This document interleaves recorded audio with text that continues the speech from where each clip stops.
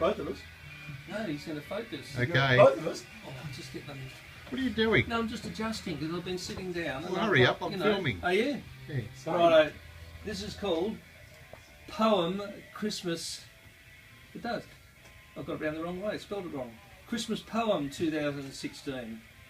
Well, g'day folks, and I've got to say, I'm well and truly pumped.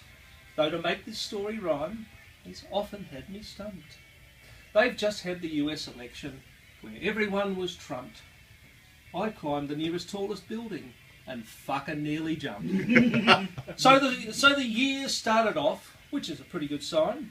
We've had the odd climax, and the usual decline. We've had a federal election, and wasn't that fun.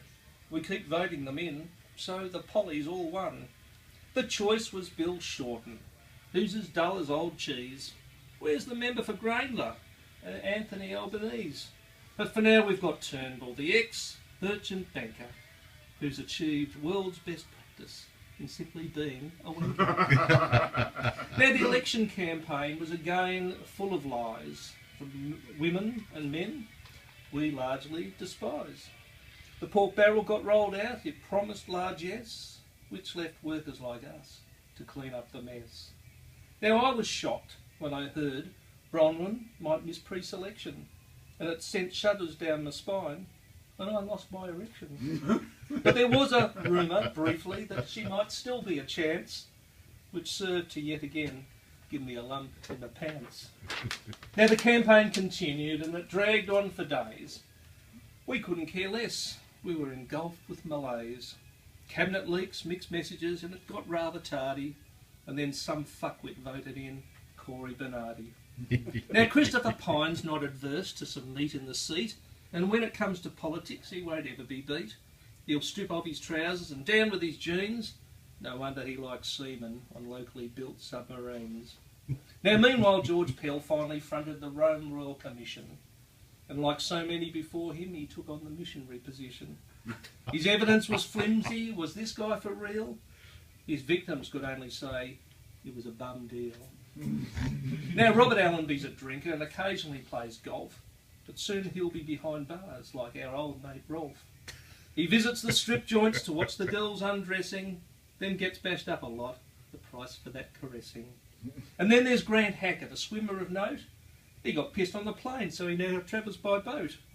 It just goes to show that despite all his keenness, his brain was only ever as big as his penis. Now the Olympics were in Rio, but not the best we've seen. The fastest man was black, while the diving pool was green. Some athletes misbehaved, and the riot act was red. They achieved a world record in condom use, jumping from bed to bed. Now MasterChef was on again. There's always loads to eat. You'll like this. Chocolate cake and veggies, salad, prawns and meat. The contestants are mostly good, but a lot of food is wasted. But I especially like the blonde girl who wants her mystery box to be tasted. Oh. Now the footy was terrific. The footy was terrific, and we all regained our passion when the Western Bulldogs won in fairy tale fashion. Luke Beveridge was king and Bob Murphy was God, as we all celebrated the year of the dog. So has anyone watched the footy show of late? Gary took Billy's ex out on a date. He got caught red-handed and finally confessed with the usual excuse, "Oh, I'm a bit depressed." Now Kerry Packer has a son whose name is James. He's our wealthiest man, at least that's what he claims. He's been engaged a dozen times, so you think he'd be wary of massive tits on legs like Mariah Carey. Now cricket's always on at the start of the year, and we watched the Big Bash in their coloured gear. Chris Gale liked Mel McLaughlin and thought maybe, just maybe, he could hit her up on TV, but don't blush, baby. Malcolm promised on being elected he'd have a plebiscite for lesbians and gays to marry, which seems like a fundamental right. Christensen and Bernardi strenuously objected, so Turnbull typically weakened and the bill was rejected. Now Turnbull has been struggling and I think he's in trouble. The legislation plans are little more than a thought bubble. He promised faster NBN, in fact he took the oath, then gave us all that bullshit about creating jobs and growth. Now Abbott is a bloke who's known as a thug. But with Turnbull down in the polls, he's now feeling smoke. He's always been a liar, and lately he's been griping. So much for no wrecking or undermining, or any sniping. Now, some people thought that it might be a plus when Barnaby took over from old Warren Truss. But those same people asked, Barnaby, what do you actually do, apart from deporting Pistol and Boo? Now, One Nation won seats, which was not unexpected. Rednecks from Queensland, yes, and Liberals just disaffected. Hanson hates Muslims and all slanty eyes. Why didn't her mother just close her thighs? And paralysed by hatred and a piss-ugly soul, George Christensen lingers, adoring of coal. He's not all that bright, you can tell by his eyes, that lover of chips, Mars bars and pies. Now another to emerge is that Michaelia Cash, you know, the one with the head that you just want to smash. And what's with her hair? How does she get it that way? She must have used 5 gallons of VO5 spray. Now the front bench hit headwinds, and it got rather tough. Jamie Briggs had to go, and so did Mel Bruff. Scott Morrison's broke and constantly whinges. The budget's tighter than a Chinese woman's panties in a room full of ninjas. Now in Victoria he's known as Major Project Dan. The Ambos all love him, but the CFA's not a fan.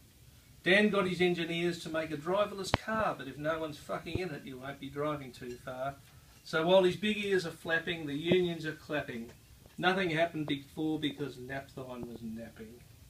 Now lately we've had more worries like all this carjacking, and the latest fear now seems to be coal seam fracking.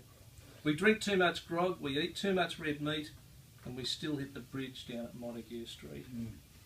In the US, the election was Clinton's to lose. She saw off old Bernie and that Christian Ted Cruz. But you can't beat a bogan and their right to a gun, so we all took a deep breath when McDonnell had won. So what happens now, and how do you save the land of the free and the home of the brave? The stock market went wild and gold took a dive, though Brexit somehow showed that we all could survive. So let's see if Trump and his buddy Mike Pence really proceed with that Mexican fence. Now, US presidents usually talk of freedom and hope, but the Donald is just known for going the grope. He touches the pussy, he slips in the tongue. Not bad for a bloke who's not very well hung. And talking of length, have you seen his red ties? The fucker's reached down to the top of his thighs. But things will be right, as it always is. Merry Christmas, everyone. Let's drink some fizz. There you go. Well done. Very good. Very good.